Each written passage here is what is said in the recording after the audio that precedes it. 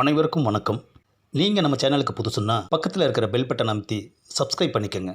தொடர்ந்து எல்லா வீடியோக்களையும் நீங்கள் பார்க்கலாம்.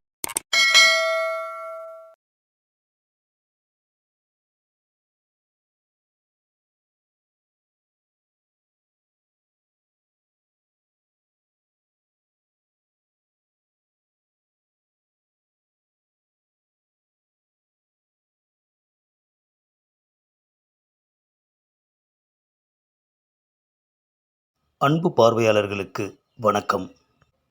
எல்லோரும் நல்லவரே. சிறுவர் சிறுகதை தொகுப்பான இந்த நூல் எனது 34வது நூலாகும். இதுவரை எழுதியதில் அதிக நூல்கள் சிறுவர்களுக்கான படைப்புகள்தான். இந்த தொகுப்பில் மொத்தம் 24 கதைகள் உள்ளன.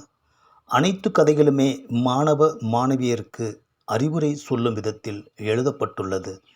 படிக்கும் பருவத்தில் கல்வியை சுமையென்று நினைப்பவர்க்கு எதிர்காலமே சுமக்க முடியாத பெரும் சுமையாகிவிடும். அனைவரும் கல்வி கற்க வேண்டும் என்று அரசு பல்வேறு திட்டங்களையும் உதவிகளையும் வழங்கி ஊக்குவித்து வரும் வேளையில் அதை பயன்படுத்தி கற்று சிறந்து விளங்குவதே ஒவ்வொருவரின் தலையாய கடமையாகும். வாழ்வில் எத்தனையோ செல்வங்கள் வரும் போகும். அவையெல்லாம் நிலையில்லாதது. ஆனால் கல்வி செல்வம் அப்படியல்ல. அல்ல அல்ல குறையாத அமுத சுரபி போன்றதாகும். இப்பேற்பட்ட அரிய கல்வி செல்வத்தினை அனைவரும் பெற்று இன்புற்று கல்லாமையை இல்லாமை ஆக்க வேண்டும். அதை வலியுறுத்தியே இதில் உள்ள அனைத்து கதைகளையும் எழுதியிருக்கின்றேன். இதில் இருக்கும் கதைகளின் தலைப்புகள்: கல்வியே கைவிளக்கு, அழியா செல்வம், பாடம், பொறாமை, திருமால் பெருமாள், மதிப்பே உயர்வு தரும், பிடிமானம், ஆசிரியரின் தீர்ப்பு, தாழ்ந்தவர் யார், நேர்மையின் பரிசு, பொறுமையே வெற்றி, படிப்பில் போட்டி போடு, தாயை காத்த சேய், தவறு செய்யாதே, சாவியும் புதையலும், கொடுத்து வாழ வேண்டும், வழிகாட்டி, அன்பிற்கு உண்டோ அடைக்கும் தாழ், செய்வதெல்லாம் நமக்கே, பெரியவர் சொன்ன கதைகள், கல்வி ஊற்று, நல்லதை மட்டும் கேள், யார் சிறந்தவர், எல்லோரும் நல்லவரே.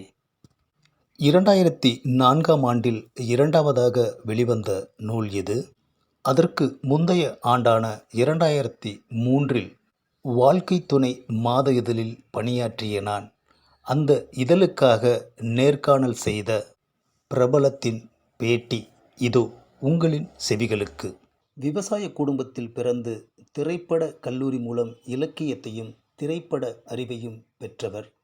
பல மொழிகளில் 35 படங்களுக்கு மேல் ஒளிப்பதிவாளராக பணியாற்றி பின் அழகி படம் மூலம் இயக்குனராகி இன்று தயாரிப்பாளர் ஆகியிருப்பவர் தங்கர்பச்சான். என்னோட சொந்த ஊர் தென்னார்காடு மாவட்டத்தில் பன்ருட்டி பக்கத்தில் இருக்கிற பத்திரக்கோட்டை. என்னோட திருமணம் குறிஞ்சிப்பாடியில் 1990ஆம் ஆண்டு ஜூன் திங்கள் 24ஆம் தேதி நடந்தது. மனைவியோட பெயர் தமிழ்ச்செல்வி. தமிழ்ச்செல்வி என்னுடைய அக்காள் மகள். திருமணத்திற்கு முன்பே எனக்கும் தமிழ்ச்செல்விக்கும் உறவை கடந்த அர்த்தமான ஒரு புரிதல் இருந்தது. புரிதல் ஒன்றுதான் இனிமையான இல்லற வாழ்வின் தாரக மந்திரம். இதை காதல் என்றும் சொல்லலாம். இந்த காதல் இருவரது மனதிற்குள்ளேயே வளர்ந்து எங்களுக்கு மனமும் முடிந்துவிட்டது. மொத்தத்தில் காதலில் துவங்கி பெரியவர்களின் சம்மதத்தோடு நடந்த திருமணம். இலக்கியம், சமூகம், சினிமா இவைகளை பற்றித்தான் என் மனதில் நினைப்பு இருந்ததே தவிர மனைவியை பற்றியோ அவளை பற்றிய கூடுதலான எதிர்பார்ப்புகளோ என் மனதில் இல்லை. மனம் முடித்த பின் ஓர் எதிர்பார்ப்பு உருவானது. அது என் மனைவி இலக்கியம் படிக்க வேண்டும் என்பதே. அந்த எதிர்பார்ப்பு முற்றிலுமாக நிறைவேறி கொண்டிருக்கிறது. ஒரு மனிதனுக்கு திருமண வாழ்க்கையை விட சிறந்தது இந்த உலகில் வேறு ஒன்றும் கிடையாது. மனித வாழ்வில் உயிர்ப்பித்தலின் அவசியமே திருமணம்தான். திருமணம் இல்லை என்றால் ஒரு பிறப்புமே கிடையாது. திருமணம் இரு மனங்கள் பரிமாறிக்கொள்ள உதவியாக இருக்கிறது. தனியான வாழ்க்கைக்கும் திருமண வாழ்க்கைக்கும் நிறைய வித்தியாசம் உண்டு.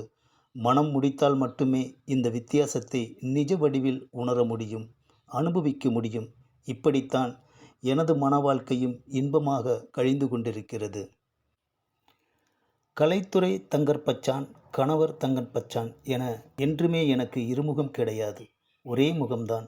ஒரு சொல் ஒரு செயல் என்கிற கட்டுப்பாட்டோடு வாழ்பவன். என்னை எத்தனை விதமாக பிரித்தாலும் அனைத்திலும் ஒரே மாதிரியான மனிதனாகத்தான் காட்சியளிப்பேன்.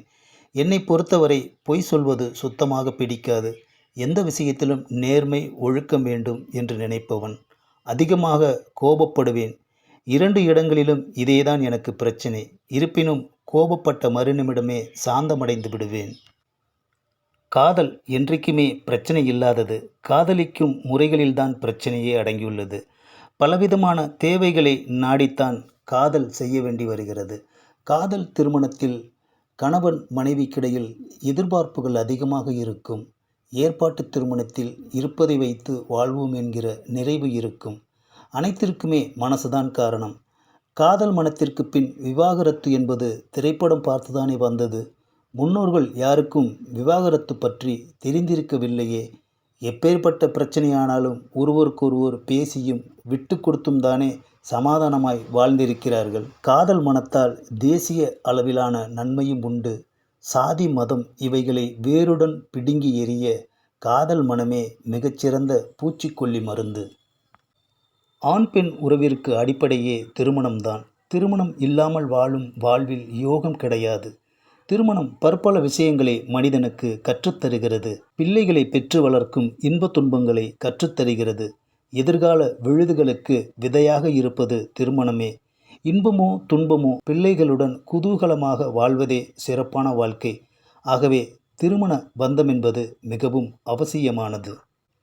ஒவ்வொருவரும் அவர்களின் வாரிசுகளுக்கு பணத்தை சேர்த்து வைப்பதோடு மட்டுமன்றி உறவுகளையும் உருவாக்கி வைப்பது மிகவும் அவசியம். அதுதான் சிறந்த சொத்து. இந்த சொத்தை திருமணத்தின் மூலம் மட்டுமே சொந்தமாக்கி கொள்ள முடியும். நாங்கள் 5 சகோதரர்கள், 2 சகோதரிகள். நான் 6வது பையன். எனக்கு 2 மகன்கள். ஒருவன் விஜித் பச்சான் 6ஆம் வகுப்பு படிக்கிறான். மற்றவன் அரவிந்த் பச்சான் 4வது படிக்கின்றான்.